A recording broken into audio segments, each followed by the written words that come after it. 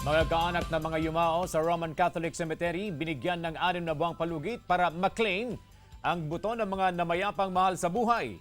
Nakatutok Russell Simorio. Maaliwalas at maayos na ang likurang bahagi ng Roman Catholic Cemetery sa Dagupan City na dating bahain. Tuloy-tuloy ang development project sa sementeryo ilang araw bago ang paggunita ng undas.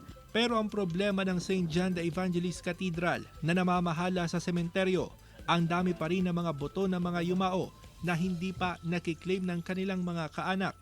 Kaya nagbigay ng 6 na buwan na palugit ang pamunuan ng sementeryo. Yung mga hindi na talaga makiklaim, we will give them about 6 months pa pagkatapos ng undas na ito. Ilalagay na namin lahat doon sa mass grave. Nagsasagawa rin ng character investigation ang pamunuan ng sementeryo para sa mga makikinabang sa ginawang mass grave. Dito kasi ihihimlay ang mga buto ng mga yumao na hindi mailipat sa mga nicho dahil sa kakapusan sa pera. May mga nagsasabi, paano yung mga mahirap na walang maibayad? Kung talagang mahirap, bibigyan namin ng libre. No?